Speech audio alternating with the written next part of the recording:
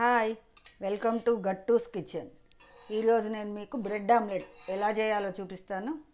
చాలా బాగుంటుంది, చాలా టేస్టీగా ఉంటుంది, హెల్దీ కూడా. ఇది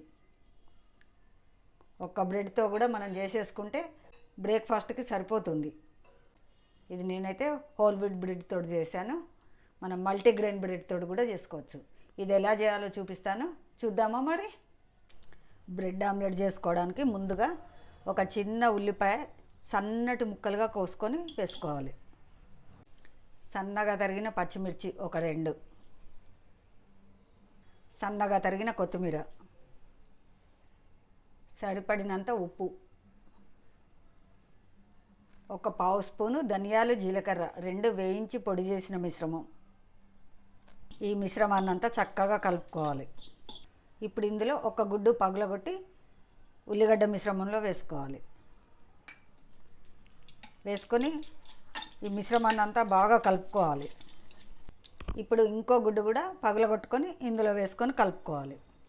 ఇలా కలిపితే చక్కగా కలుస్తుంది. 2 ఎగ్స్ కూడా చక్కగా కలుస్తుంది. ఇలా కలుపుకొని పక్కన పెట్టుకోవాలి.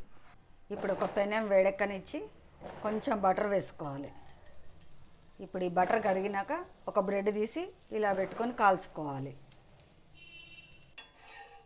2 వైపులా కాల్చుకోవాలి. ఇలా 2 వైపులా కాల్చుకోవాలి. ఎగ్ మిశ్రమం అంతా ఇలా వేసుకొని కొంచెం ఇలా పరుచుకోవాలి. ఇప్పుడు దీన్ని ఇంకో వైపు కూడా తిప్పుకోవాలి. ఇప్పుడు ఇటు సైడ్ కూడా ఈ ఎగ్ మిశ్రమం అంతా వేసుకోవాలి.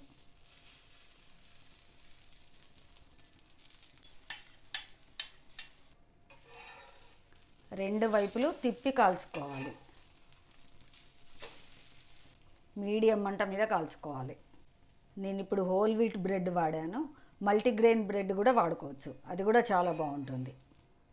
ఒక్క బ్రెడ్కి ఒక్క ఎగ్ కూడా వేసుకోవచ్చు. ఎక్కువ వేసుకుంటే బాగుంటుంది కదా, అందుకని నేను ఇలా 2 వేసుకున్నాను.